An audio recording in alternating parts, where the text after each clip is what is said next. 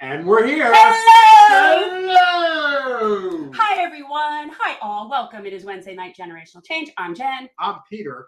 And my God, how many different things can happen all at once? We have a lot of things. We really do. We have a lot of things. I mean, he was just scrambling, changing the headlines at the last minute because he's got like new stuff he wants to talk about. My mind doesn't work that fast. Like, I'm still processing yesterday and the day before's news. Like, I don't. Listen, I do.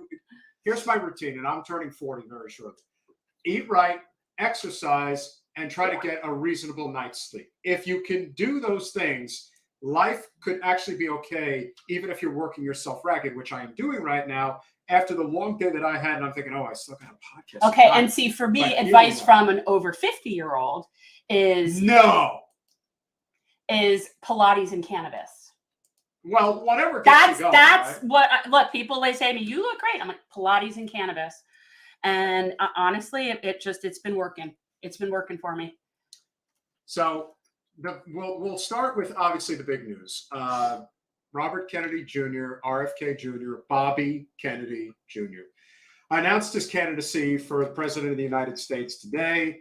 I think most people would agree. We really don't have to touch upon, obviously, the other candidate, Marianne Williamson. We know for sure that Bobby Kennedy Jr. is definitely going to be causing a stir. God, he really looks like them. How do we know that this is going to cause a stir? Very simply, we have insiders within the political establishment who assured us that when it was an opportunity to work for Marianne, it was of no consequence. But if you think you're going to go work for Bobby Kennedy Jr., oh, no, you're not doing that without consequence. And why would they say that? Because clearly they know that he is capable of creating some momentum that's dangerous to the establishment. Now, of course, the big argument is going to be that he's an anti-vaxxer. To what degree, I can't say because I don't follow him that closely. And to what I would say, really, that's the hill you want to die on in terms of who might be the best person to win in a race. Like, really? As if that person's going to get in and then just say, no vaccines for everybody. Again, when people get hung up on one, did it with Yang. Mm-hmm. Like, when people get hung up on one issue, it's so funny. Okay, let's just throw him out then. Forget it. Forget all things. We don't agree with him on that. As if somebody's going to get into office and just be like, make it their way or the highway. I don't know. I just think that that's so interesting. The fact, whether or not he's an anti-vaxxer, if you want to maybe consider that as part of your big, vast amounts of consideration as to who to vote for president, great. Now, if you were considering to see him as a physician, then that would be maybe something you would want to consider more seriously, his position on vaccinations. To me, the idea of that being in effect as to somebody being the president is ludicrous. Double K, again, he's clearly out there. There's no question. I don't know anything else about him. But we're going to play a quick video, his intro. It's obviously yeah, well, now that's another issue. That's the thing. Seriously, if you're not going to be on board with Medicare for all, then who the hell cares? I'm not, by any means, people, I'm not defending him. I really don't know anything about him. I'm simply saying that one issue is not sufficient for me to discount someone. Let's hear what Mr. Kennedy had to say in his announcement today, because I think we all should hear what he has to say. He really looks like them. Yeah, he does. I've come here today to announce my candidacy for the Democratic nomination for President of the United States.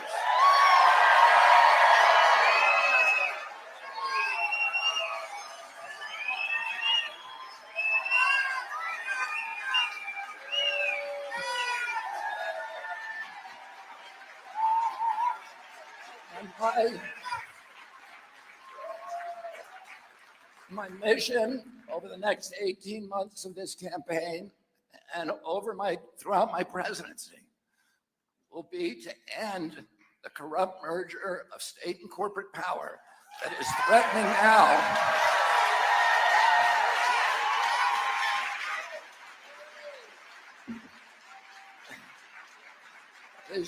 now to impose a new kind of corporate feudalism on our country, to commoditize our children, our Purple Mountain's majesty, to poison our children and our people, with chemicals and pharmaceutical drugs to strip mine our assets, to hollow out the middle class, and keep us in a constant state of war.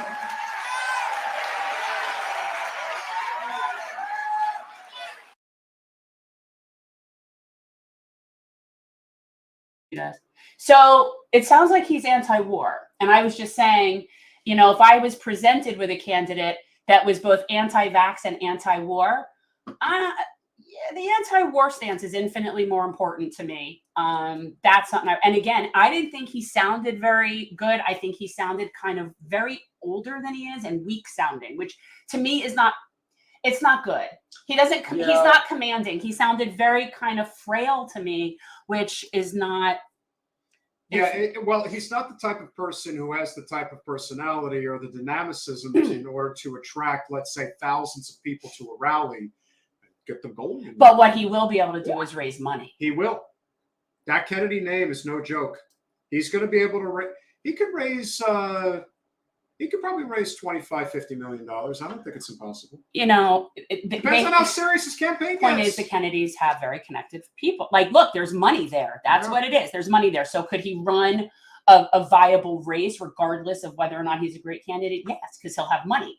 And that'll take you very far, even with a shitty candidate. It does. Look, how many people did we have in the Democratic Party like that were able to do it because of money where there was nothing else about them? No, it's a very good point. And I don't dislike him. I don't have any right now. There's nobody that's beating anybody on the right. So I don't feel like, you know what? My husband used to always have snakes. Like when we met, he had snakes and he would go and he would have to buy rats to bring home and feed the snakes. And when we first started dating, he would always say, don't name the food. Don't name the food. Like, don't attack. Like, he would come with these little cute little rats and these little things. And I would like build little nests for them. And he'd be like, don't name the food because by the next day they're gone. And that's how I feel about learning the names and the backgrounds of the Democratic primary candidates. There's no need to name the food. None of these people are going anywhere. If somebody actually presented themselves that I thought was, wow, maybe, then we can name the food. Until then, I don't feel the need to do due diligence research on any of these candidates because none of them stand a chance of beating anybody on the right. So why name the food? That's my point. Yeah, we're not in a good place right now. The Democratic Party just doesn't want to take a clue that no matter how bad they think things are going to get on the right between Trump and DeSantis and whoever else chooses to get in, Asa Hutchinson, Nikki Haley, Tim Scott, possibly Chris Sununu, governor of New Hampshire, who is pretty popular. I'll give him that. Rick Scott. God forbid. You know, right now you just have to look at it as it's almost like it's like a fumble situation. It's like they're trying to throw the ball away, and they're going to get to a point where, you know, it's like the other side is going to just try to. It's going to be so. It's going to be so repulsive to the average person. Like, God, I don't want to vote for anybody. And so that's where the question of does the possibility of either a third party candidate, an independent candidate of some kind. We're looking at you, Mark Cuban. Yeah, I know. That's what everybody keeps Well, or Jesse. Everyone knows, like, I'd be very gung-ho Jesse. Well, the body should certainly I love consider it. Jesse. He could very well do it. So, of course, we are always getting a little concerned with our supposed guest this evening, Danny Sjursen, who's supposed to be here almost 7 minutes ago and hasn't responded that there was any issue. Sometimes things happen. They do, but then again, you would expect them to say something. If that Again, sometimes things happen. They do. Some people. So, bottom line, as far as RFK is concerned, again, is it really going to go anywhere? Not likely, but he is a Kennedy. He has some interesting policies, and we'll see what happens. Double K, what happens when Trump runs third party? I don't think I don't think he'll get to that. I think he'll win. I think he's going to win the nomination. Yeah. I mean, listen, I think up until, as for all of his flaws, up until DeSantis deciding to sign the 6-week abortion ban, I thought he was sitting pretty, but that decision is so devastatingly incorrect It's basically an abortion ban. And no, it is an abortion ban. It's an abortion. People really do not understand. Do you know what 6 weeks pregnant is? Because people don't understand. 6 weeks gestation is actually. Thank you, Doug. 6 weeks gestation is actually 4 weeks pregnant. Okay, because when you count gestation, it starts at the beginning of a woman's menstrual cycle. So you're already you are 4 weeks. Most people don't even know they're pregnant. So yes, that's a ban. That's a ban. And I'm willing to bet that probably the overwhelming majority of abortions that do take place are between the weeks of 6 and 15. I wouldn't doubt for a second that that's probably the sweet spot. Hence why the initial ban was 15 weeks. And now they want to cut it to 6. Why? Because this is the closest they can get without saying you can't get an abortion. Why? Because they can. Yeah. That's why. Yeah. Because they can. So they did. Now, the fact that he signed it was surprising to me in a sense that politically it's a terrible move. You then he puts himself in the same category as like Mike Pence, as far as, you know, the extreme in terms of candidates that people would support in that party. So he really just opened the door for Trump to really lean into that. He did. And you know, he's leaning into it with the Medicaid. Yeah. Which is interesting. Again, Trump loves to play fake populist. And he does it really well. He really does it well. And it's amazing that he could still do it well, even though he specifically didn't do those things the first time, but yet same people are going to kind of fall for it again, I guess. But yeah, he does fake populism. I don't really think it's a question of them falling for it again. I think what it really just comes down to is people are so desperate that they're like, you would think that people's level of desperation and anger in 2016 was like, F it, I'll vote for Trump. I don't know what I'm getting. You now know what Trump is. Right. And now you're going to vote for him again. If that doesn't tell you how effed we are as a nation. Well, and here's the thing. Now, I wouldn't vote for him. That's not my thing. But I understand that it's not like there's better options. And as far as him running third party, what third party would it be that has ballot access that would have him be on their ticket? Like, how would that go? How would that go? I don't know. Like, you really need an infrastructure, because if it was just a matter of him deciding, oh, I'll run third party, then Jesse could do it.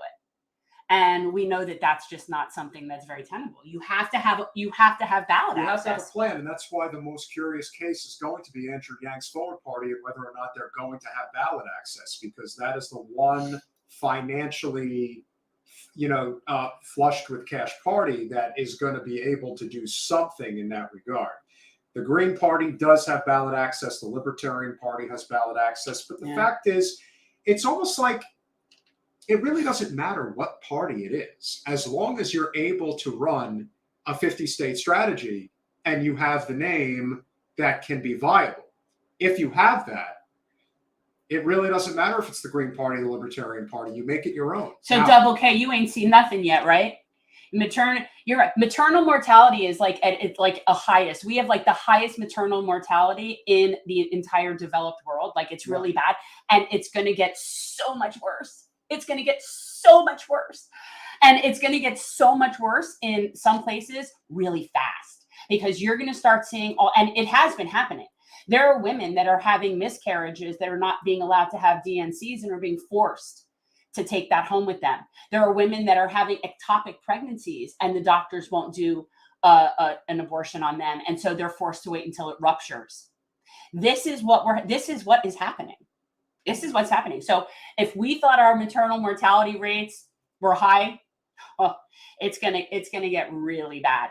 And we all know that it's going to predominantly affect like the vulnerable communities. Black women have it even. Their maternal mortality rate here is ridiculous. So obviously another very interesting story. And again, we're going to play it like we're going to be solo tonight. So with that said, a lot of you are probably very well aware of what happened with Fox News Corporation, Rupert Murdoch's megaopoly corporation. They were sued in court by Dominion. They do, it's like Diebold. Yeah, they do vote. They're a voting machine corporation. I don't believe in voting machines. It should be hand-marked paper ballots, but I digress. So if you're going to be Yet spewing, another for-profit industry we've created about course. something that should just be part of our government. But okay, absolutely. we digress. And so, of course, if you're going to have this nonsense all day, every day about how the election was totally rigged, they totally stole it from me, and believe me, I can prove it. Remember when I won in Pennsylvania? We won big there. We crushed there. Georgia, we crushed. It's like, again, this is the whole up is down, left is right, all of that. And this is, to me, Love thank you, Double K. You're the best.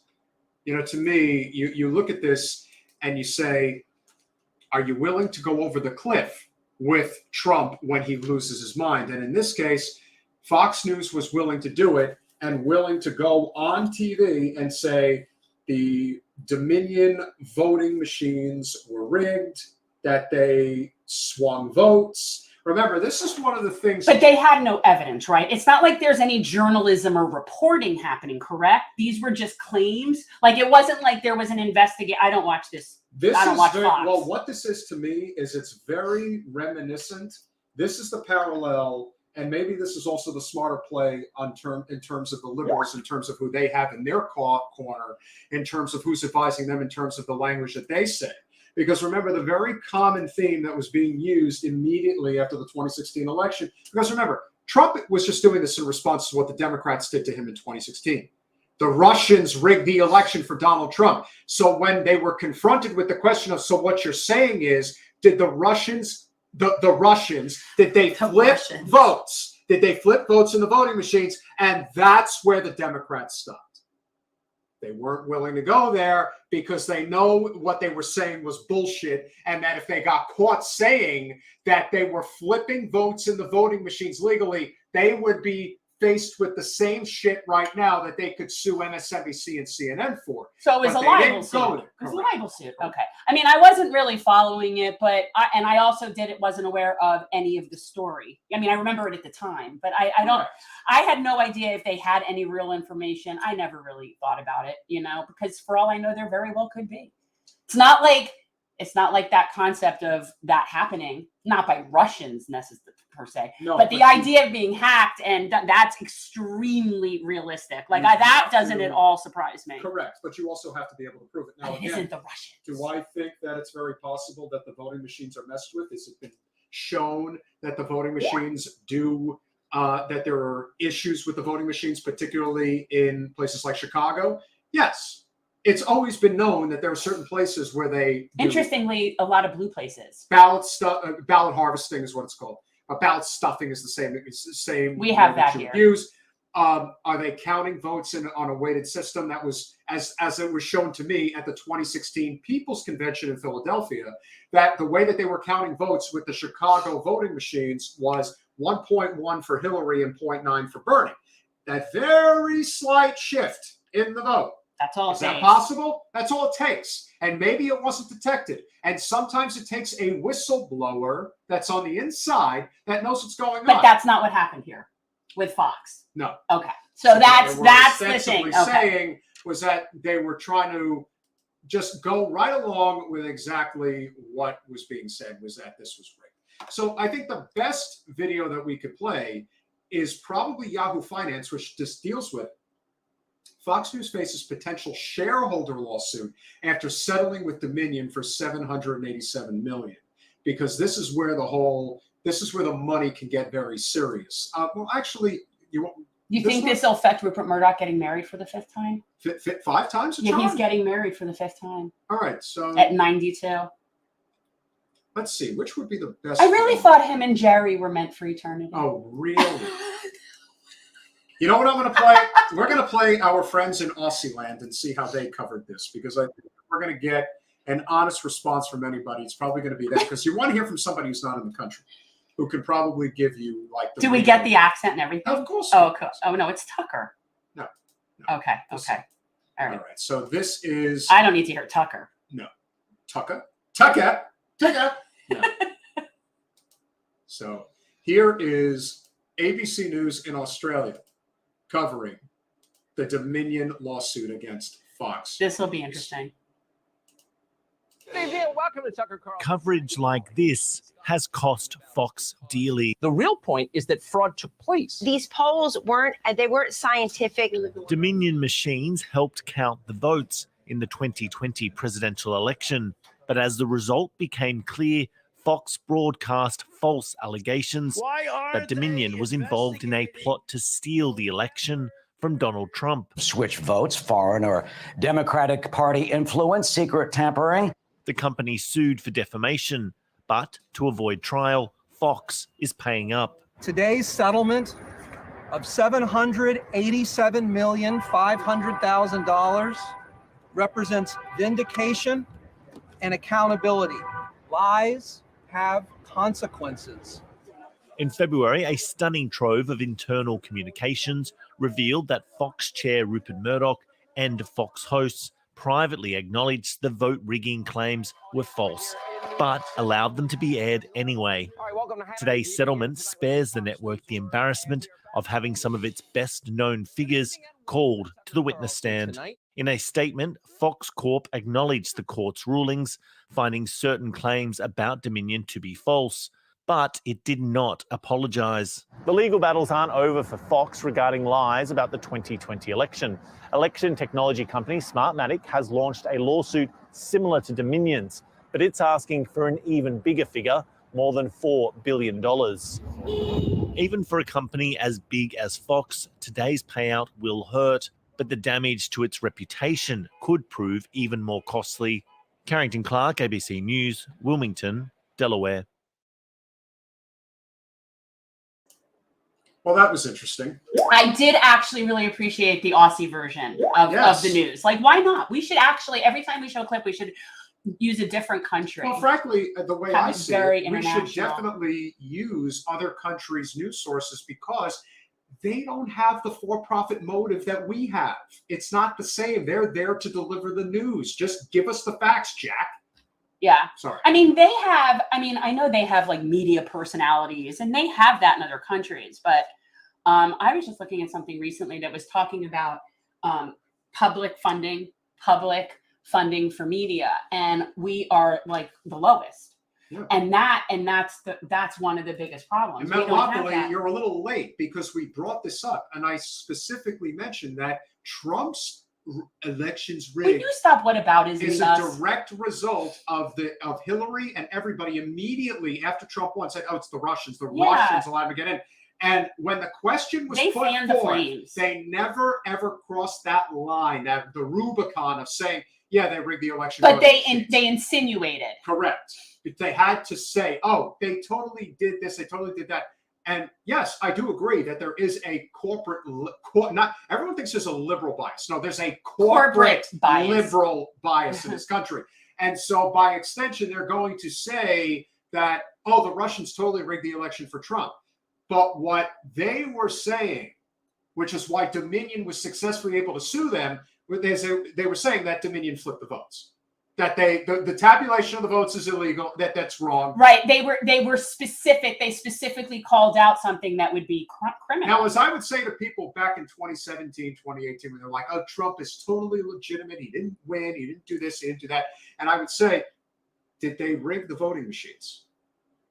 They would never cross that line. That's where it stopped. Right. So, and Fox was willing to go there. Correct. So they crossed over into the libel zone. Right. Mm-hmm. So that was really more, we by no means think that, oh, they are the means of the problem. But they were, you know what? Pigs get fat, hogs get slaughtered. They crossed the line and they went over the libel line. And as has always been the point with Trump in particular, as it relates to the older, comfortable, suburbanite liberal, urban dwelling liberal, for many of them, they were psychologically traumatized by Trump. Oh, no. People still have Trump derangement syndrome. There's people all the time that have. Like, and the Trump fact that it happened at the expense of Hillary Clinton, like you add that into the mix, like psychological trauma is very real for them. They were convincing themselves in their mind that Hillary didn't really lose. This is a level of privilege that's just fascinating to me. If really that is something that could bother you that much, well, when your life must be so friggin' perfect. I mean, really, if you can be that deranged about Yeah, I think that you get a hobby. I don't know. I think that that's just kind of like. I agree, and I definitely agree that the whole premise of this is that Dominion wanted to get paid. They don't really care whether or not this ultimately amounts to any type of a, an epiphany moment for Fox News, for News Corp. That's not what's going to happen. No, clearly that wasn't what it was about. Clearly they just wanted some money. Yeah. But this should tell you just how corrupt the system really is, because ultimately this just comes down to whether or not they can make a quick buck. Because that's what people are looking for. They're looking for their payday. And if they can get their hands on it, they're going to do it by any means necessary. If the dollar signs say that, yeah, just agree with Trump that the election was rigged, blah, blah, blah, blah, blah, and go right over the edge with him, if the ratings are that good, because that's what it is with Trump. He's a ratings bonanza. He is the car that's on fire on the highway and everybody has to stop and stare at. And that's how it's going to be. And it's only going to get worse. And But what's interesting is that people will make this, well, they're just going after them because they're the Republican channel versus why aren't they going after MSNBC or CNN? Like they're going to make it be like it's a political thing when it's a libel suit. Big dumb animal, we love you. Thank you. Don't even know who you are. Don't ever see you in the big chat. Dumb animal. Yeah, you big dumb animal. So, but I honestly, that's what this is. This isn't a political witch hunt. It's a libel suit. They crossed the line. They crossed the line, and that is the problem. Yes. I actually, here's the thing. Like, I actually do know this how it works. Like, that's just it. Isn't political. Are you a lawyer? I was actually saying just from going to J school. Yeah. I wasn't even thinking about being as a lawyer. I was thinking more in terms of a journalism perspective. They crossed the line. No, they did cross the line, and that's the bottom line. Now, they're obviously going to get a financial hit of a significant proportion, but here's the little trick that a lot of you don't know about. As it turns out, they are going to be able to write this off to the tune of over $213 million. So, for those of you who, let's keep score. Right. Well, right. That's like oligarchs, 3,522 versus us, like 3. If you need more proof, that so it's the government. So the government's gonna basically bail them out. Oh, absolutely. Oh, absolutely. Are you kidding? Of course they are. And I know that we don't all us as MMT supporters don't buy into the taxpayer theory, but yet the government is us. And so its resources are us. And the idea that our resources in general would go to that is infuriating. And not only that, but you also have to keep in mind is that this kind of money is so significant, they're almost going to not even really take a financial hit from this. Because metalopoly, we talked about that. That is true. Those machines are subject to hacking. Yeah. Again, Fox took it too far, obviously, where they crossed the line into libel and called out a specific company and didn't just say some generic thing. Yeah. Stop being defensive about like Fox. It's not about that. Yeah, you got to. We get it. The machines can be hacked for sure. If you're not out there, and this is the thing, if you're not out there advocating for hand-marked paper ballots, then what's the point? You're just spinning your wheels. Again, there's always a solution to pretty much every problem. And by the way, so here, we actually do have hand-marked paper ballots, but they get slid in and counted by a machine, and a recount gets done by the same machine. They still don't hand count them. Actually, so no. I think. When did that start? Because they've run them through. When Sheila and Dale were in their congressional primary race, when they had to do a recount, that was a manual recount. Interesting. I was there. I saw that. That's interesting. Which again, that's very doing a manual recount, and I can assure you, that's very post Brenda Foreman. I was sitting there. Brenda Snipes. Brenda Snipes. I was sitting there for about 3 hours. I was there for a long time, and let me assure you, ladies and gentlemen, Dale Holness did everything in his power to try to flip those votes. No one here knows who Dale Holness is. Bottom line is, Sheila Sherfilis McCormick is in Congress right now. And Dale Holness isn't. And because she is an amazing lady who knew exactly how dangerous this situation could have been, she brought in an ace team to make sure that there was no vote flipping. And quite honestly, even though you guys don't know who Dale Holness is, you all should be very thankful to the people down here who were very diligent to make sure that the votes were treated properly. Yeah, that he did not get to Congress. You should all be very thankful that the Broward County election process was handled very diligently in that race. Yeah. And you can Trust only them. hope that that would be the case in all races going forward. And maybe they will. Maybe, Joe Scott's been good. I have, no complaints there. No. I mean, but as you've often said, it's like when the bar was set so low, just putting it even at standard is considered a But major again, win. I still think that a lot of our voting issues are not having to do with anything that can be supervised in terms of what we're talking about there. Our voting issues have to do with things like people not knowing where their precincts are, like people not being informed when things change, like people going somewhere and it's closed, or people, like that, or people being like purged from lists for different reasons, whether it's Georgia or wherever. Like we have these issues that are way more voter suppression than the actual tabulating. By the time you get to the tabulating of the vote portion of the election, there are a myriad of other things that already occurred to be suppressive. So by the time you get to the vote counting portion, that's just one aspect of it. I don't think that's the thing. Double K brings up a very good point. The DNC does decide the primary race and has admitted as such. Yep. Nothing more so could ever be more clear than what happened in 2016. And they admit that, we don't really have to do X, Y, and Z. Well, that's why they have super delegates. Well, we know, but also what Wasserman Schultz was doing, everyone's like, well, Hillary got X amount of votes more than Bernie did. She got 3.5 million or whatever it was. And ladies and gentlemen, let me assure you that everything is done. It's like if the primary was fair and balanced, Fox News, if that were the case, and Bernie Sanders had been running against Hillary Clinton for nearly 10 months prior to the first vote being cast in the primary in Iowa, rest assured, there would have been a different outcome in that election. There were things that were done in absolutely audacious fashion. I remember one particular poll that was done in Iowa that suggested like 2 or 3 months before the election that Hillary Clinton was up by 59 points. Bernie Sanders won Iowa, but somehow lost it due to coin flips. What you need to understand, the system has been functioning in this capacity for a long time. It's starting to change now because enough people are starting to look at it and say, I don't trust it. I don't believe in it.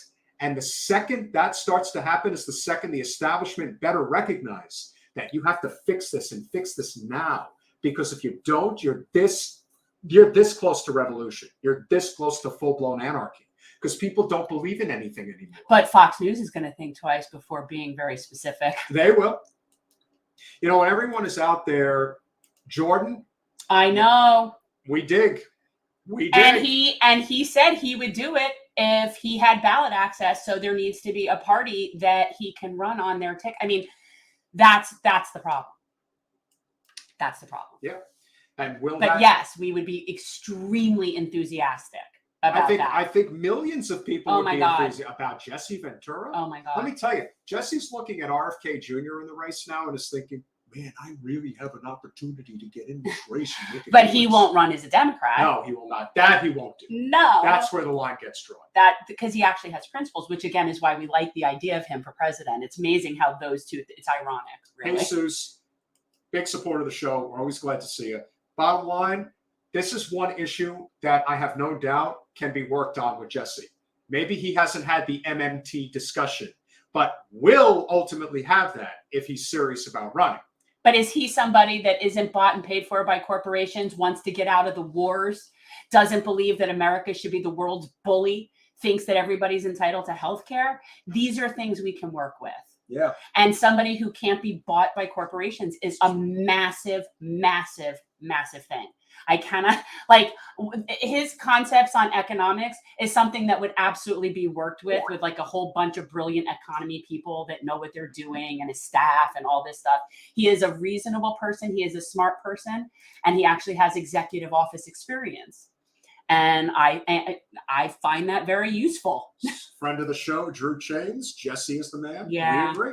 He is. I know. And this was actually something that I wanted to talk about.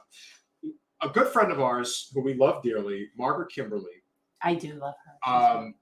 she wrote the book Prejudicial to basically talk about all the negatives that every president in history has had, and they've all had negatives. No, that wasn't the point of the book. Wasn't about all their negatives. The point of the book was to show how every president interacted with race in their presidency. That's fair. Now, the fact that it was negative, that's on them. That is on them. Okay. But what you have to recognize when it comes to leaders, when it comes to the history of our country, we've had 45, not 46, because Grover Cleveland was non-consecutive, but we've had 45 commanders-in-chief in the history of this country. How many of them would you say had a net positive in terms of their overall presidency? Because that's what you're going for, because that's all we can ask for.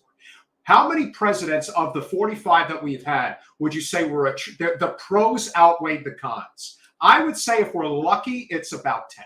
That's probably about it. Yeah. We've had a lot of really terrible presidents.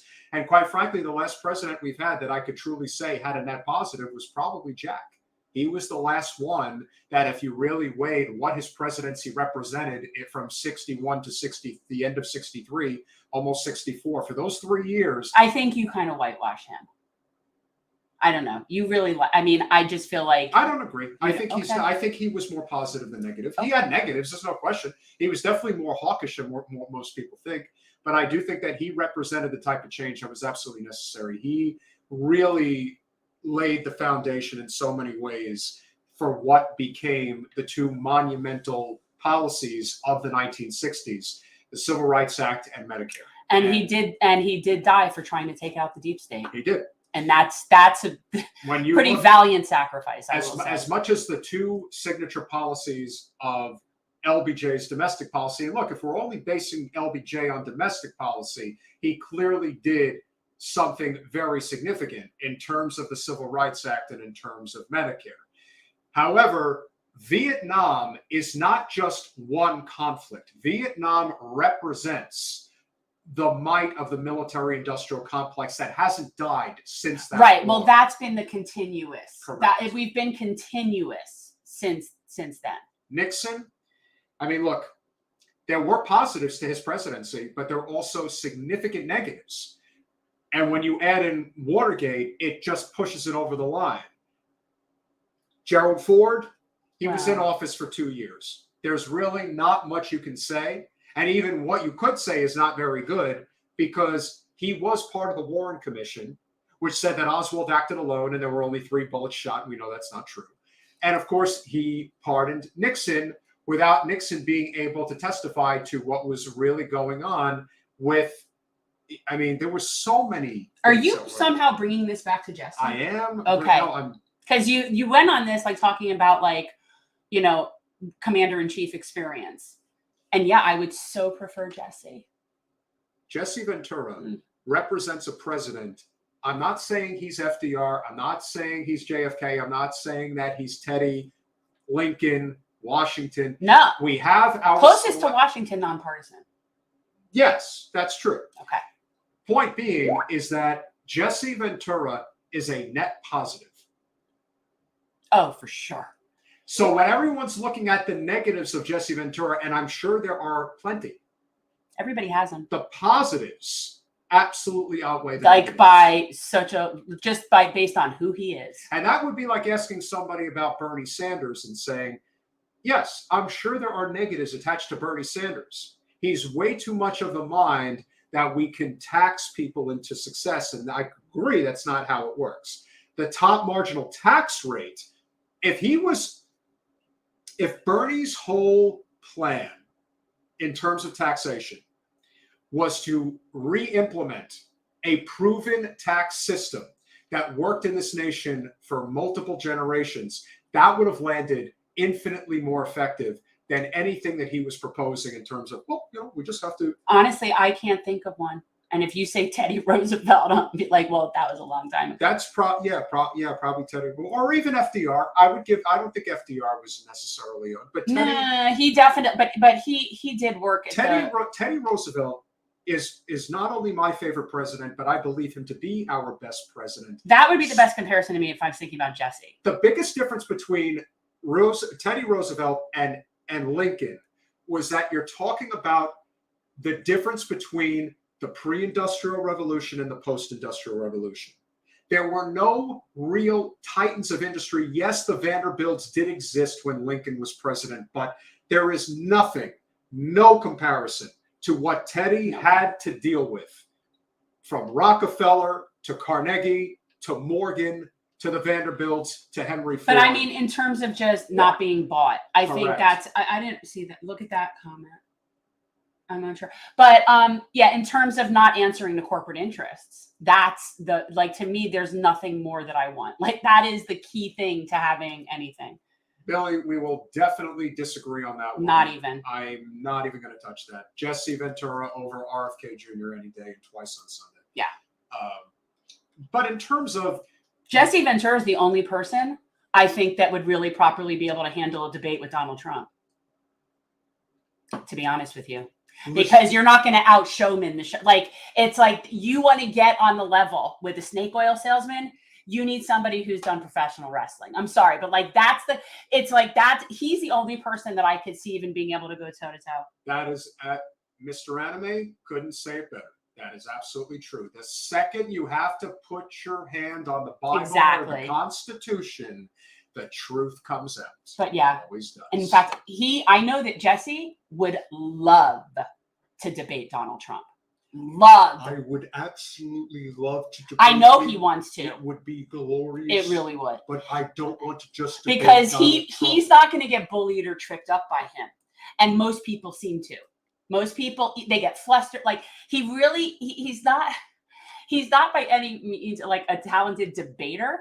He's just so absurd that people get flustered dealing with him. Well, I also think that what you have to remember about Jesse is he is a throwback. He's not in line.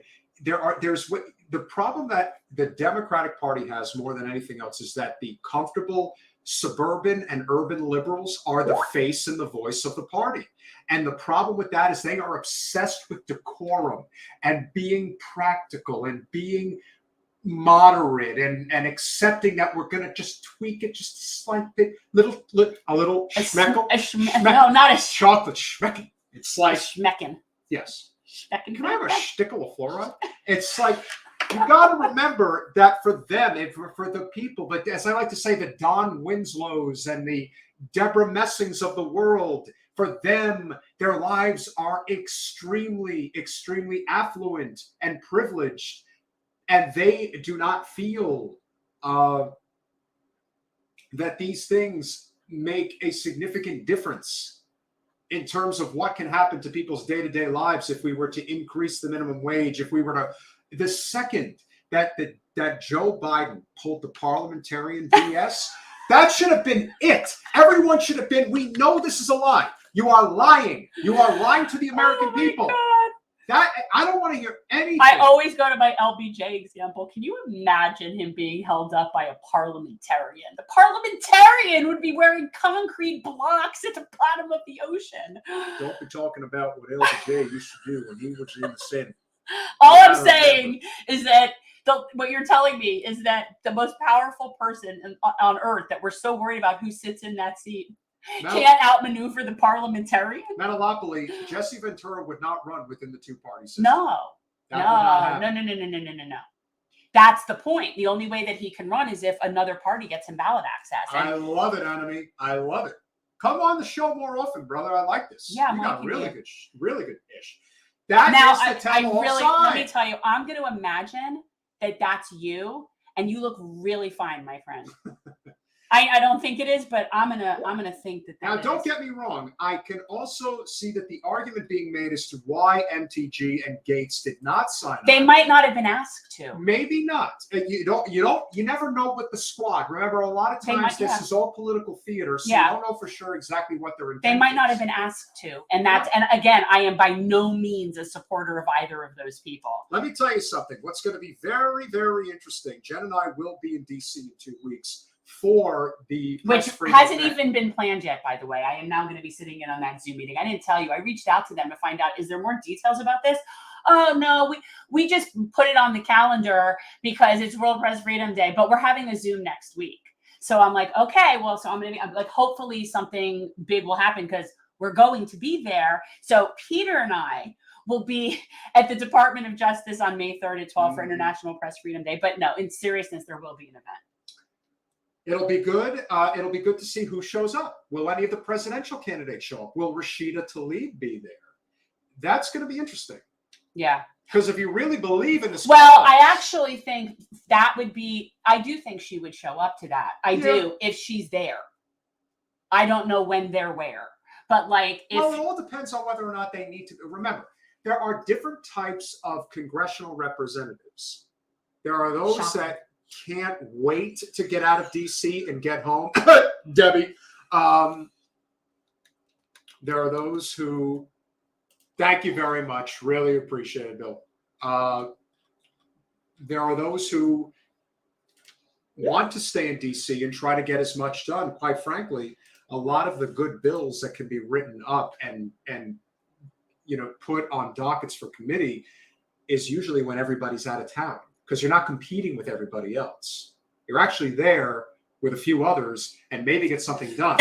Perhaps Rashida is the type of person that would be willing to do so. Well, I actually think that I would like to believe, and again, this is me giving people the benefit of the doubt, that anybody whose name was on that letter would show up if they knew and it was like something that they could make happen. Again, this has not even been a fully planned thing yet. So that's what I'm saying. Like, who knows how I can't hold people accountable for things they're not aware of. That's my point. I support the Constitution of the United States of America. And if you do too, then you would support Julian Assange. It's really so basic. And I don't even care if you hate his guts. No, it's irrelevant. If you believe in the Constitution, then you would support his prosecution being dropped. Yeah. That's it. That's all there is to it. There is no gray area. No. There is no. And let me tell you something, Jenny Cohen. The fact that Who is that? She's just. Who's that? She's somebody who claims to be an election integrity person, but she's basically a flanky for the Democratic establishment. And so when she's like, I don't trust Assange. I think he's a bad faith actor. Who gives a flying F what the hell you think? Well, this is the problem with a lot of people that are what I call like that liberal group of people. They're very concerned with how they feel. They're very concerned with their feelings. We don't give a fuck about your feelings. Here's my thoughts. Government, policy, politics, group, whatever, is not about feelings. I don't care about your feelings, interpersonal relationships. Yeah. That's your feelings. That's all about your feelings. And what we do and what policies to support and standing up for things like, the First Amendment, we don't care about your feelings. I don't care what you think. We don't care about your feelings. It's really irrelevant. So we have seen time and again what you've always alluded to, this idea that the two parties are basically, they're in it together and that they're given basically assignments, if you will. I think it's like professional wrestling theater. I think that at the end of the day, they are friends. I think that they all serve at the behest of the owner class. Some of them are actually members of the owner class, but regardless, they all serve the same mission. So it would be really stupid to not think that they're all in it together. They serve at the same, they serve the same owners.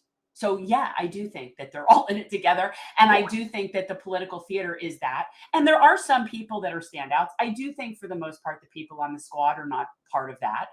I do think for the most part, the people that claim to be, the non-corporate people aren't serving the owner class. I do, but they're not really willing to fight the owner class either.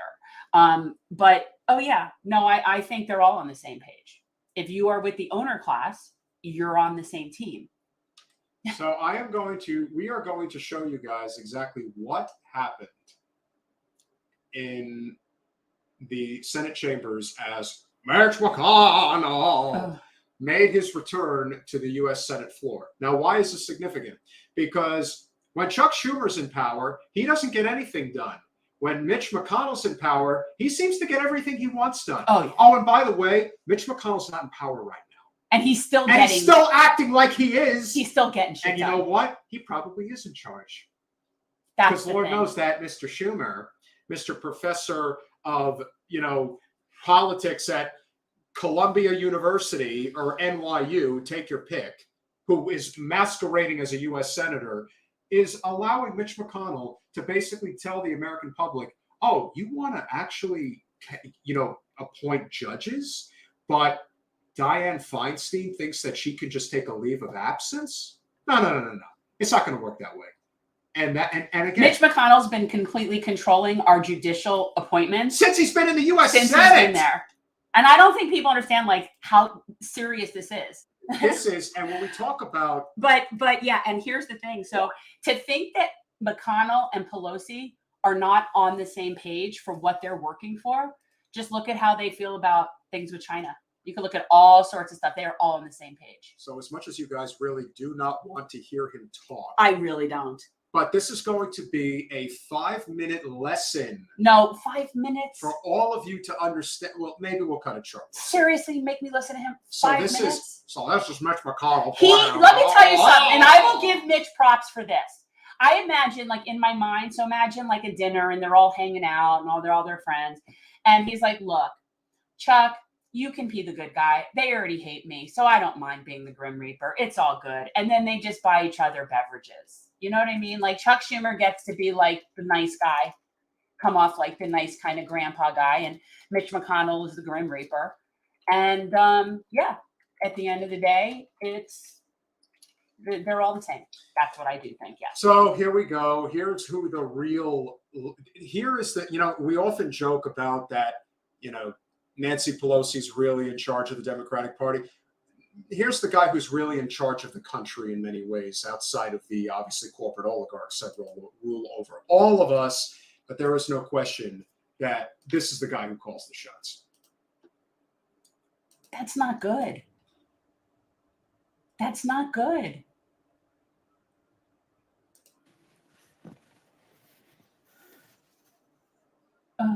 Mr. President, The Republican leader.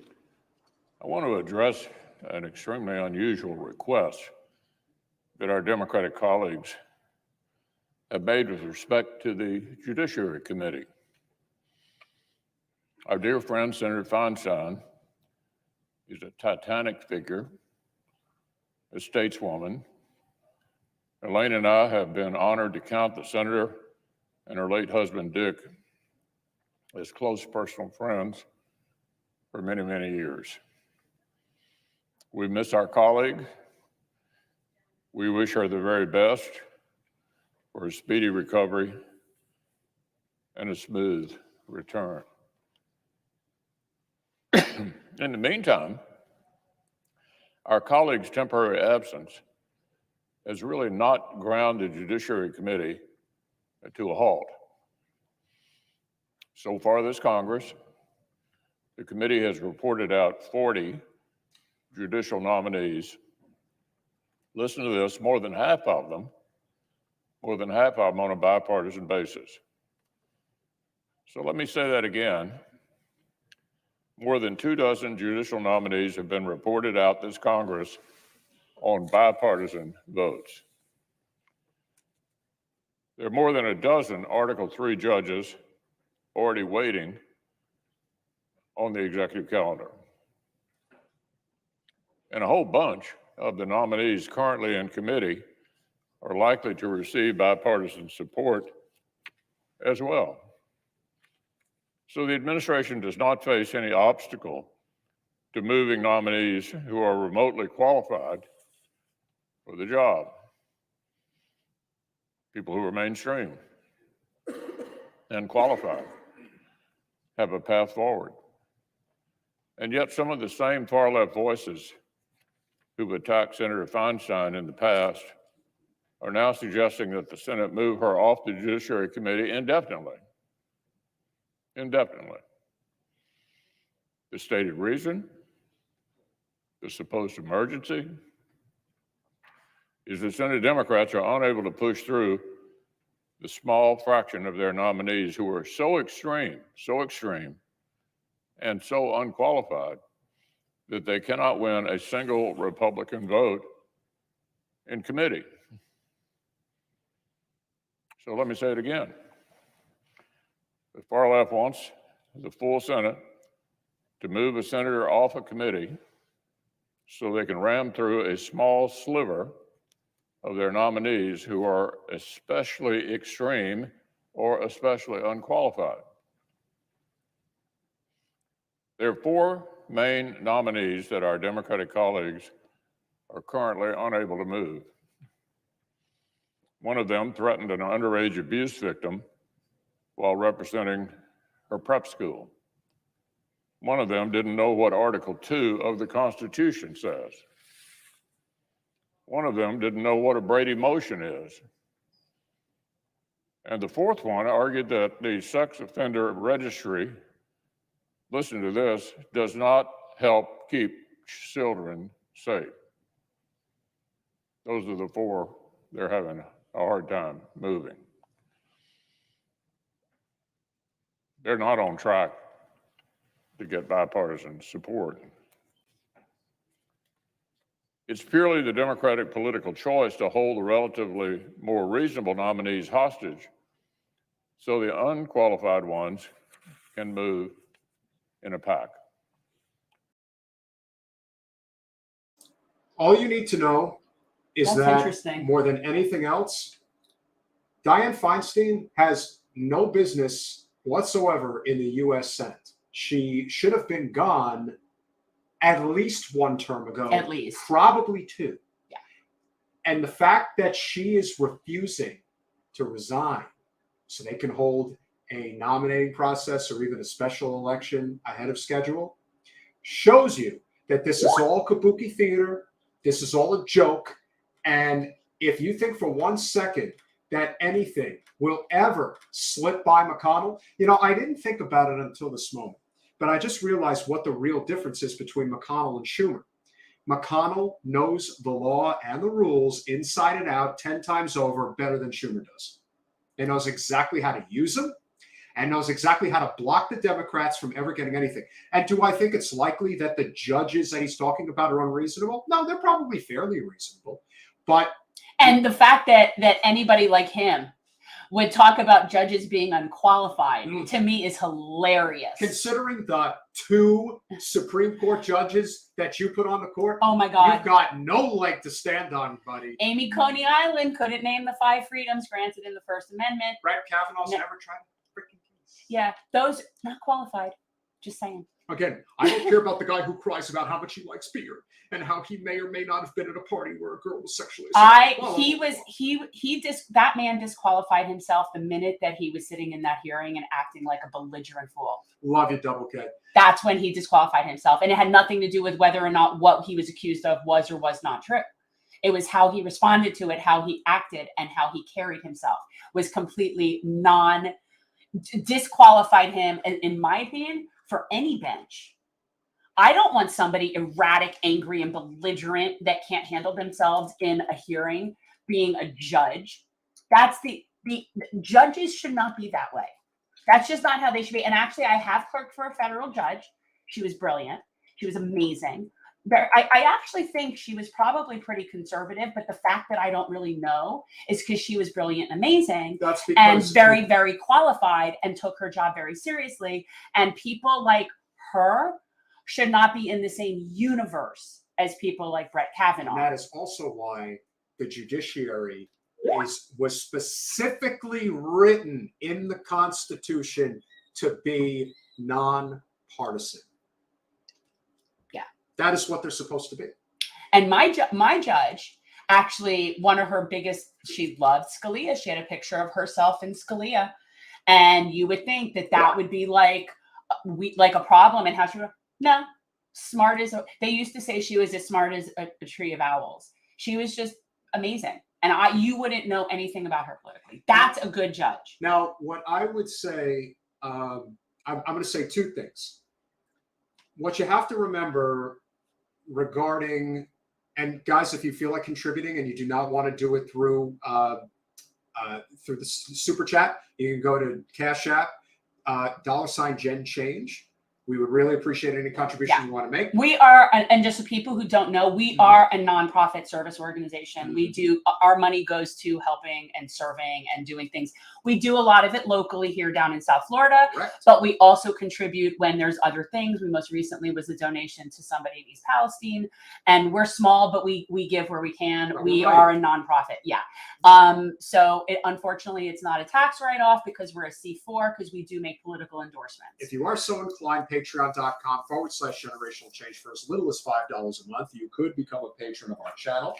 You do get the Lulu sticker as an intro, but if you're feeling a little extra contributable at this time, we would love $10 a month. We'll get you both of these stickers right now. You get the Mansion Parliamentarian bumper sticker. Now, why is this significant? Because this is who we are now, especially after the disaster of Ron DeSantis and his 6-week abortion ban bill. This is now who we're more convinced than ever that Mansion Parliamentarian is the best ticket we can hope for in 2024. Now, who is the parliamentarian? We don't know. Doesn't matter. Just pick them. That's it. Mansion Parliamentarian for 24. That's our path. If any of you watch Status Quo News with our good friend Jordan Chariton, you will see underneath the United Corporations of America flag. He has one of those.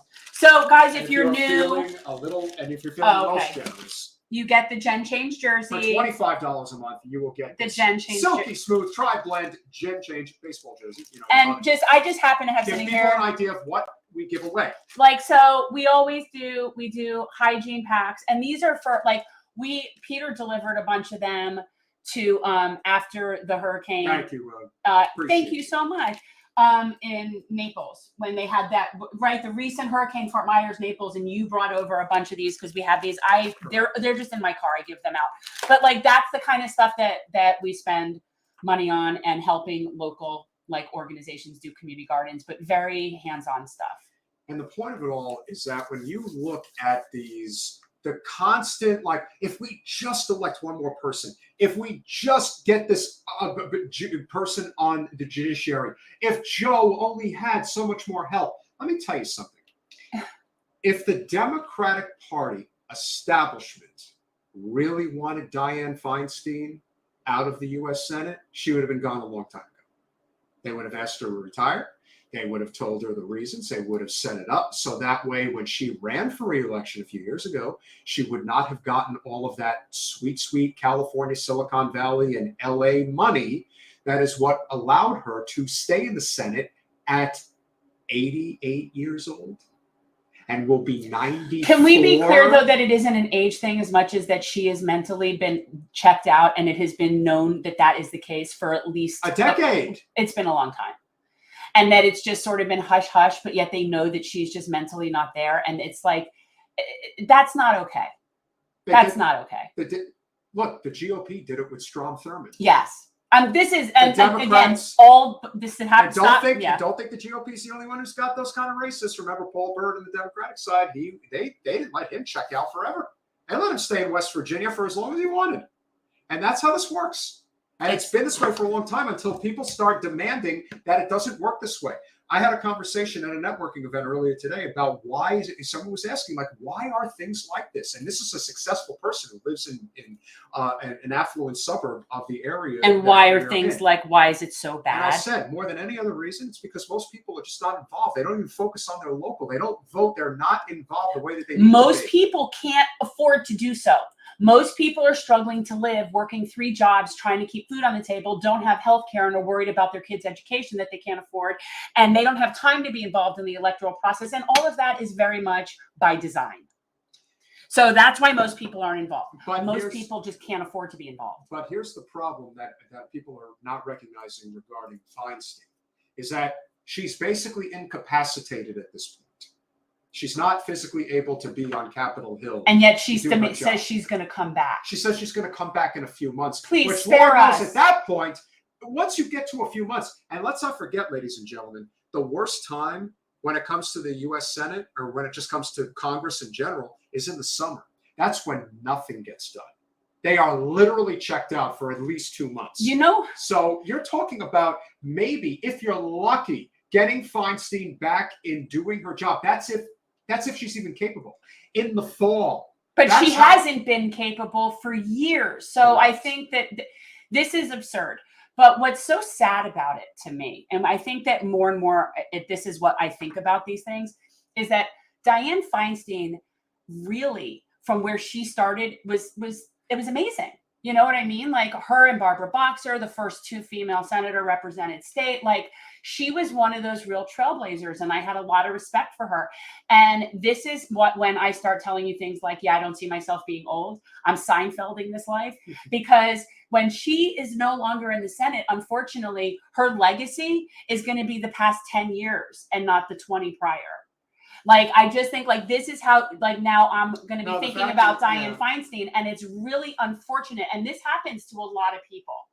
You know, this happens to a lot of people. They just cannot, they don't know when to get out. And now the one thing that Double K did bring up that I do think is something worth noting is that one of the things that I do not think really gets talked about enough is how much the consultant industrial complex is a huge problem in politics. And there are a lot of people, especially with all due respect, because there's many issues on the GOP side, but there is a cottage industry on the Democratic side when it comes to government jobs and people's ability to have these jobs that are in the public sector, not the private sector, where somebody like Feinstein, a U.S. senator from California, who has been employing a certain amount of people for a very long time, and they want to keep these jobs for as long as humanly possible.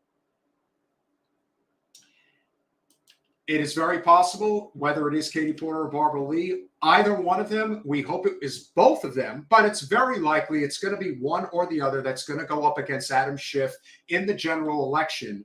And the question is going to become, how is that going to unfold? Well, I definitely would agree. I prefer either of them to Adam Schiff. Well, of course. Who would? Right?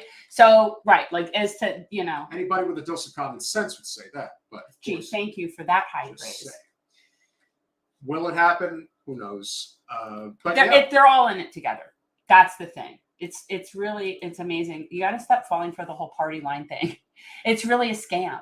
Because once you take it out of the equation, it really changes everything. And then imagine if there were no parties. When people were talking, as you were just alluding to, and another person that I did speak with at the event tonight, a very nice lady who is over a certain age, which falls in directly with the Debbie demographic. Very lovely. Seems to have a really like populist bona fides labor person. Can't understand so many of Debbie's votes, but was like, but I love Debbie. I knew her when she was. You met another one of those people?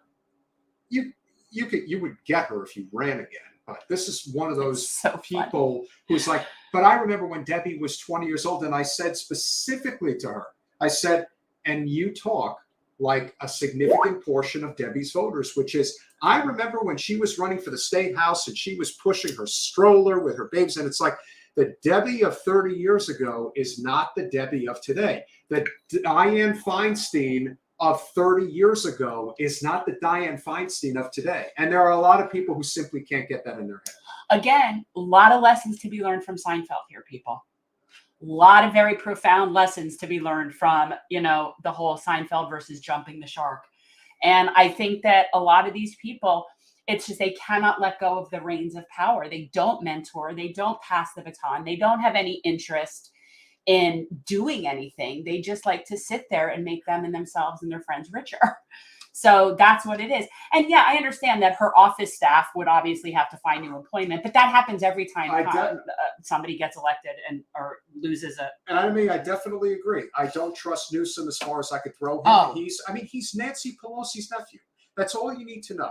And let me tell you, when Gavin Newsom runs for president, anyone with a brain is going to attach Nancy Pelosi's nephew to him literally on his ass all day, every day. I know I would be doing it. If I was consulting a campaign in terms of how to go after him, I would do that all day, every day. Here's what I'm going to say about that. Don't name the food. Doesn't matter. Let them all run. Yeah. It doesn't matter. It could be Gavin Newsom. It could be RFK Jr. It could be Mayo Pete. It could be whoever it is. And remember, for a lot of these guys, that this is all temporary in so many ways. Because right now, whether it is Katie Porter or Barbara Lee or Adam Schiff, Unfortunately, listen, 2 out of 3 would be acceptable. Adam Schiff would not be, even though what you hope for is that over the course of this primary, however which way it ends, that either Katie Porter or Barbara Lee are going to support whoever makes it to the general. One would hope. You would hope. One would hope. I am skeptical if that will happen. Yeah. Because I do think that the establishment is going to do everything in their power to try to get Adam Schiff into the Senate. Katie Porter, to me, is the one who's best suited for the upper chamber. That's just my opinion. I have nothing against Barbara Lee. I think that there are decisions that she has made over time that I really do not agree with. Barbara Lee supported Bernie after she supported Kamala. Katie Porter supported Elizabeth Warren. Barbara Lee didn't support the war in Iraq. That is true. She did not. Katie Porter very likely wouldn't have either. No, that's true. She wasn't there. I'm saying that there have been good Barbara Lee moments. That's what I'm saying. But ultimately, I do think whether it is Barbara Lee or Katie Porter, you're going to be in good shape in terms of getting one of them to the upper chamber. Obviously, the big difference between Katie Porter and Barbara Lee, most obvious, is the fact that Katie Porter is 20 years younger than Barbara Lee, and that does matter. Yeah, And, I mean, yeah. So we have to take those things into consideration. It'll be interesting to see how it unfolds. But again, more than likely, they are going to do everything in their power to try to get Adam Schiff to the upper chamber, and that is something we desperately don't need. No. Especially in a state like California. No. So let's hope that they get their act together. Listen, if you could blow something as badly as the Democratic progressives did in New York City with Yulee New not being able to rally people behind her, not being able to listen, you want to call it backroom deals, you want to call it engaging in conversation, you want to call it, doing what you have to do to get the deal That done. race really gets under your skin. You bring it up The quite a idea bit, the that Yulee New race. Dan Goldman's so bad. He is so bad. Okay, so, and also the whole thing I felt like was just, she is so, she's so much more worthy than how that all went down for her. Right. I find that race particularly annoying as well. But you bring it up a bit about her. Plus, she's so good. She is. She's a really good person. She would make a really good representative. Yes. And the same is true that you're looking at right now with the slugs, if you will, that get thrown in by the Democratic establishment to have stopped Melanie DeRigo. You think Melanie DeRigo would have lost to George Santos in the general? It's like, come on. You have to see the scam. That's why the primary is so devastatingly important, more so than the general. If you put the best candidate forward when everyone starts to recognize what's going on here, it's like we talked about with John Nichols last week. If Bernie Sanders was the nominee, there's no question that he would have been the president in 2016. I hope you're right. Because Bernie would not have lost Wisconsin to Donald Trump. And that alone, that's huge, would have swung the election. It would have taken more than Wisconsin, but I'm confident that Bernie would have made enough of an impact. It only would have taken, frankly, it would have taken 2 states. But whether it was Pennsylvania, Michigan, those would have all been up for grabs for Bernie. If Bernie won Michigan and he won Wisconsin, Trump won over 300 electoral votes. It's amazing how history changed so significantly. And wait till it happens again. They're going to try it. Yeah. It'll be interesting. Guys, play nice in the chat. Everybody's entitled to their opinions, even when they're wrong. I agree with you. I would love to see if all the progressives rally behind Yulee New, then that would be a helpful chance. The problem is that Dan Goldman is now an incumbent and he has unlimited money. Yeah. So, but I just feel like she is a true people-powered person. She is. She is a real people-powered person. And again, when you do live in a district like New York, you have a really good advantage as far as canvassing. And if you are AOC and you know that race is going on, are you going to sit it out and just pretend like there isn't a significant difference between Dan Goldman and Yulee New? That you are just going to never, ever step out of line? That you are just always going to play it close? You know what, though? Let's say if and when this comes up, all right? And it's if and when that becomes a thing, we will call that out. But we don't need to call it out if it hasn't happened. Fair enough. Last thing we will talk about tonight before we go. we did. I did initially put it in the banner as a talking point. We didn't get a chance to talk about it tonight because Danny Sjursen unfortunately did not show up. It is what it is. But we do have a great show. We have 2 great shows coming up. Yeah, guys, we really do. On Monday, we are going to have the leader of the Red Berets, Lauren Fielding, is going to come on. Oh, wait. And we are going to be part of a panel. Why don't you tell me when you're going to bring this up? sorry. I have props. So Thank you, Fran. we are going to be talking to Laura, Scott DeSoyners, and the producer of their film, I watched it, by the way.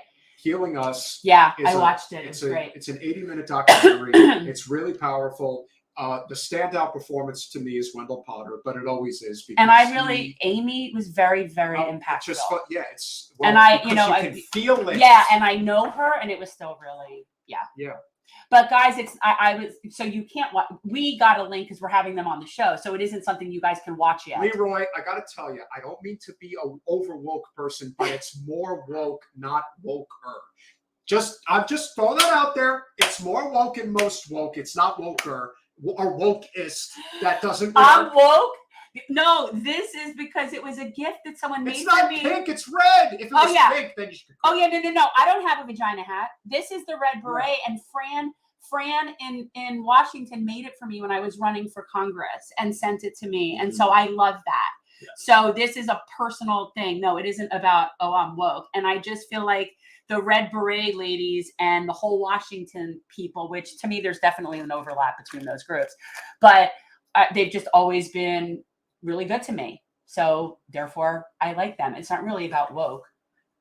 What has been talked about at great length is the fact, and then of course, I'm sorry, also on Wednesday, we are going to have a really powerful local activist who just moved here from New York, Bacardi Jackson.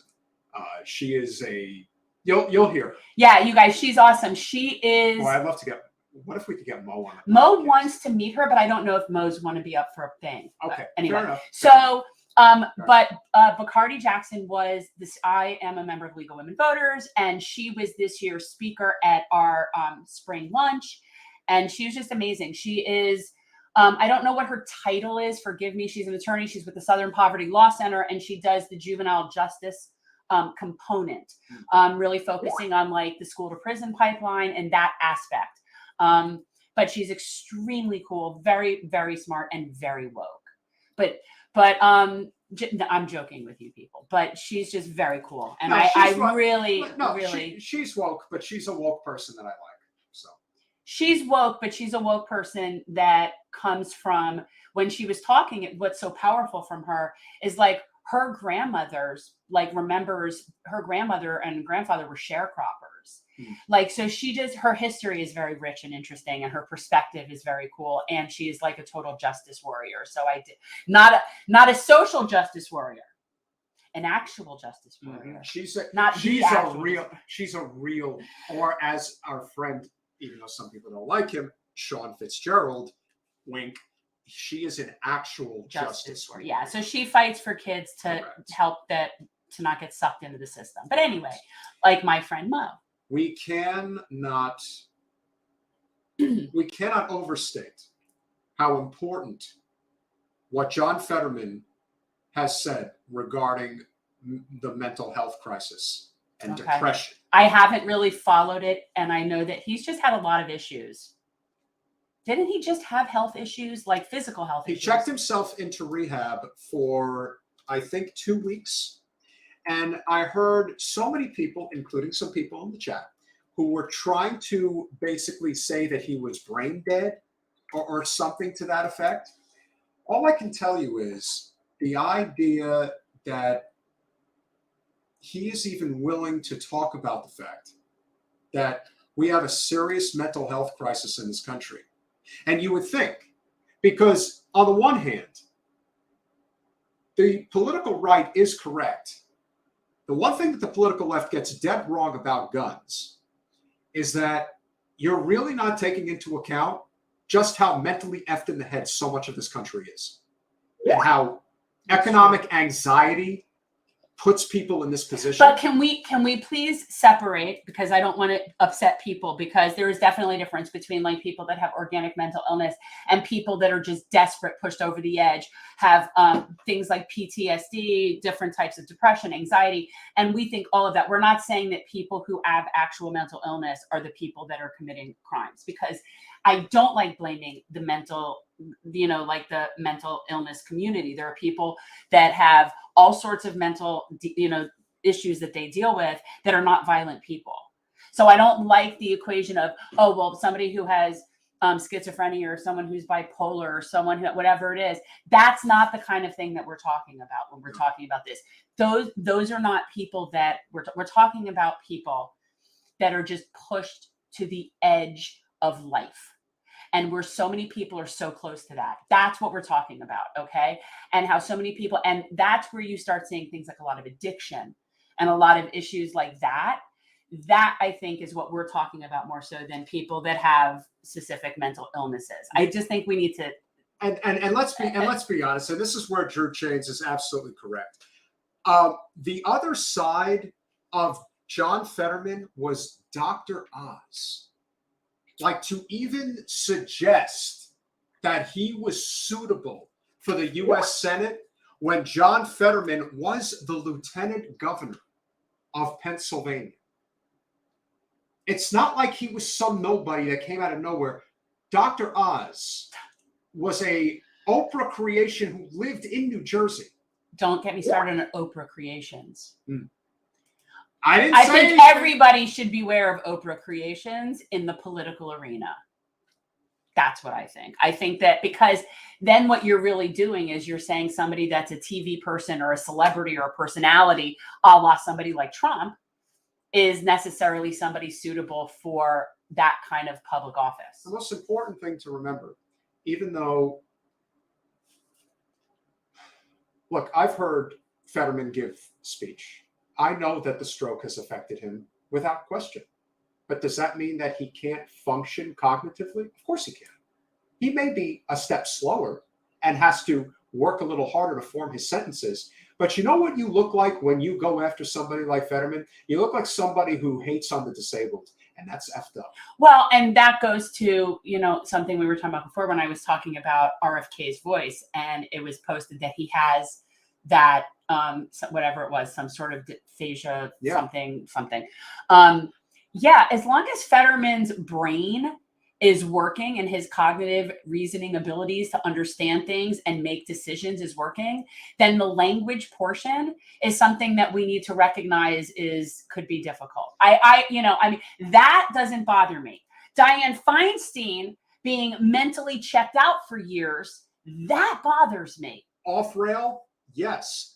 But again, Woodrow Wilson had a near fatal stroke and ultimately died shortly after his presidency concluded. Now, you want to go along with the very famous conspiracy that he actually died in office and no one actually knew about it?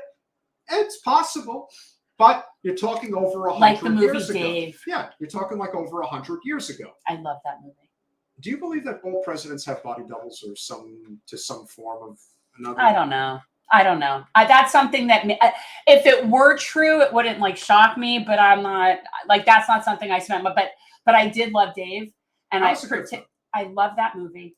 I love that movie, and I loved Charles Grodin particularly. Well, Charles Grodin is the master of the slow burn. I loved him in that movie, and I love Kevin Kline. I love that movie. My favorite Charles Grodin movie by far is Midnight Run. That was great, yeah. If you want to see the best of Charles Grodin's comedy, him in Midnight Run, in Dave, and even as stupid a movie as it was, remember Clifford? You know what? I hated that movie because it was so annoying. There's a scene in Clifford that is so funny because Grodin's it's great. strictly Grodin grilling the shit out of Martin Short.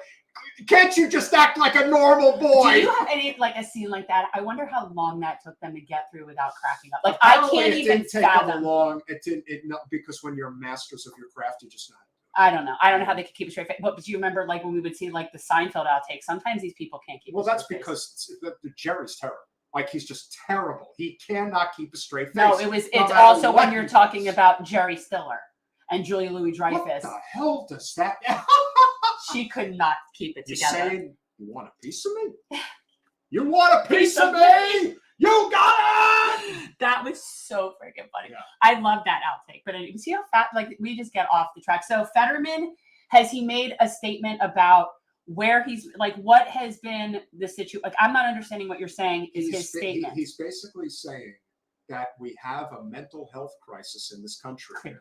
And that we are not properly addressing it. And that depression and stress and dealing with all of this.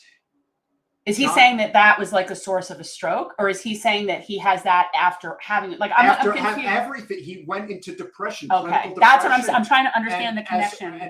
But as a result, you got to remember, Fetterman literally Fetterman became a U.S. senator in many ways strictly because of how popular he is in Pennsylvania. It didn't matter. The overwoke crowd, the people who were going after him because of the gun incident that took place over a decade ago, the way that they treated him in Philadelphia was unbelievable. But he was uber popular. And he was uber popular where you need to be in Pennsylvania in order to win the state. And he's going to be there for a while. And good for him, because he's not bought and paid for by corporate power. Yeah. And that's why they want him out. That more than any other reason. Do I agree with how he handled the question about fracking? No.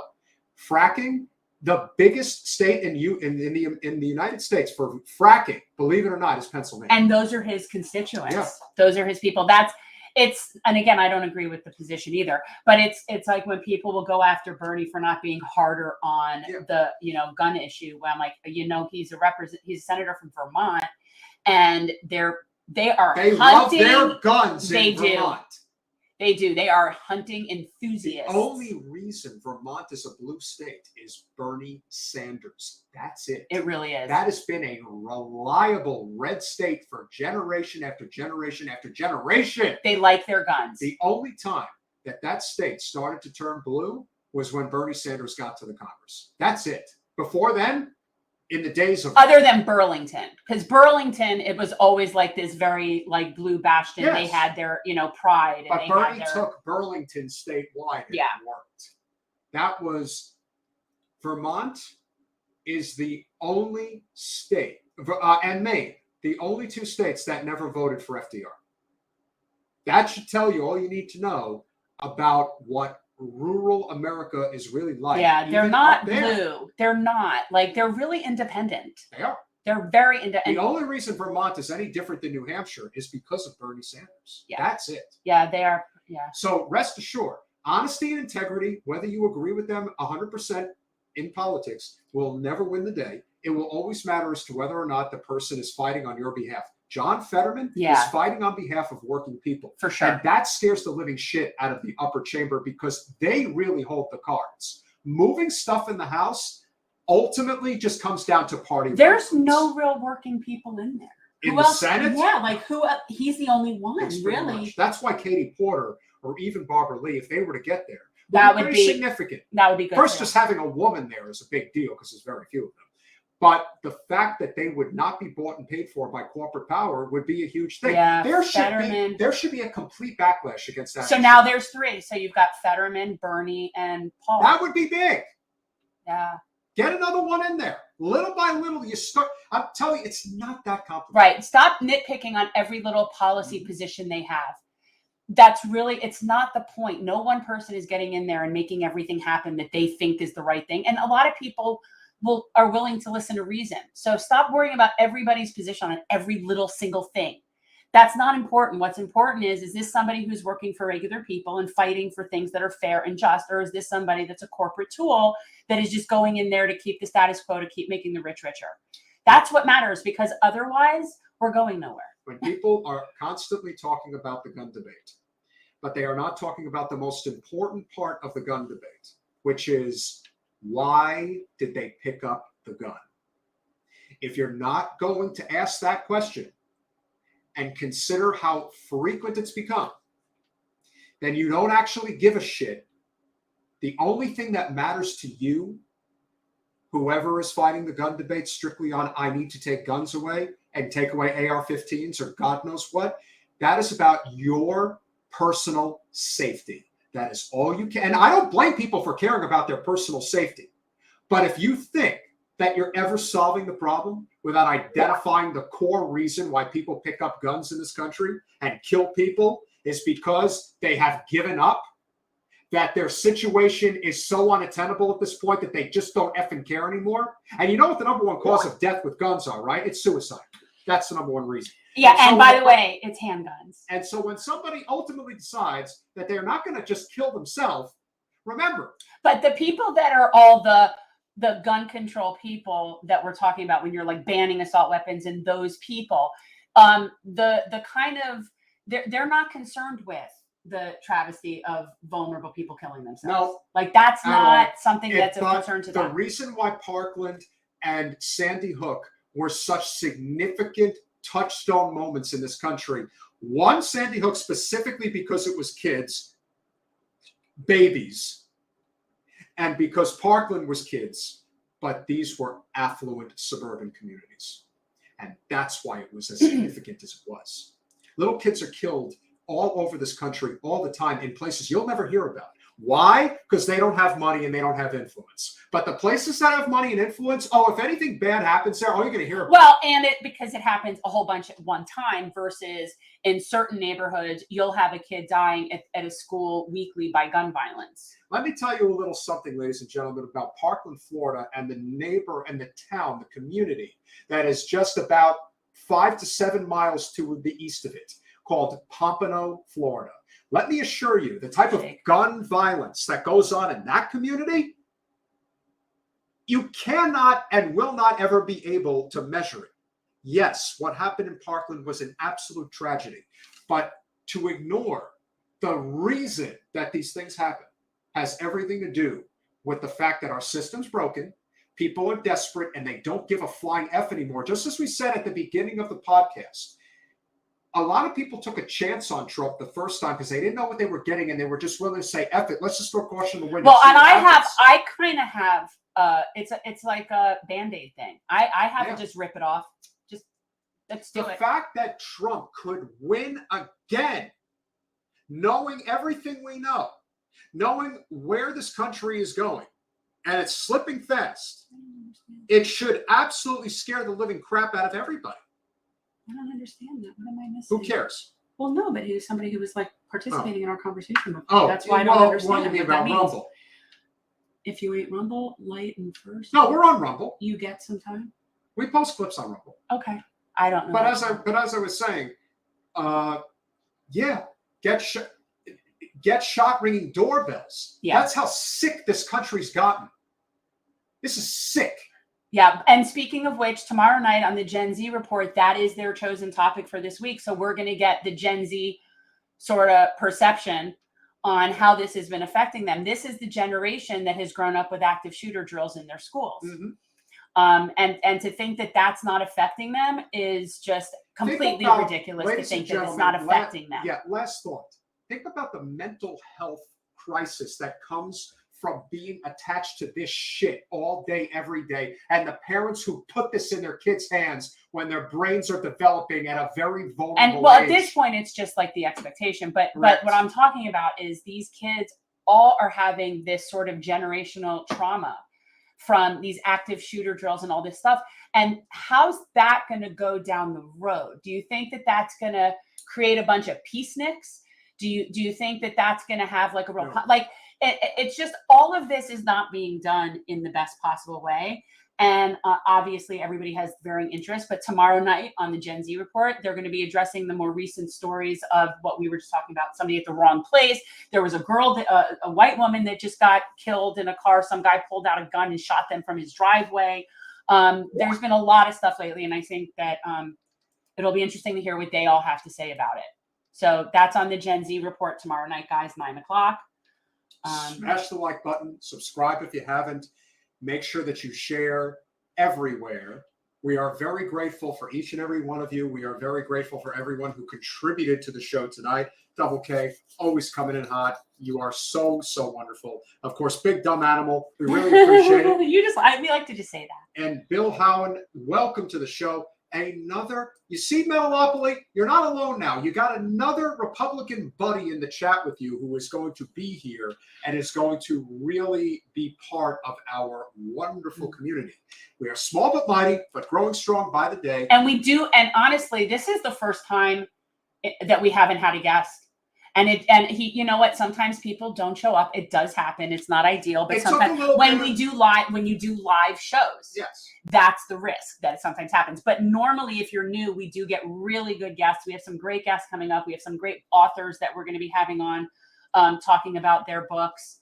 And yeah, so we normally have really good guests. It took a little while, but I think we got into a good groove tonight. Once, we kind of just like. Did we cover all the stories you wanted to cover? Yeah, we did actually. I think we got them all. We did a good job. We did a good job. You want it's like, I feel like you want a reward. You want a reward. With that said, we appreciate you all. Thank you so much. Tune in for the Gen Z Report tomorrow night at 9 o'clock. The topic will be about the Second Amendment. And we will see you Monday.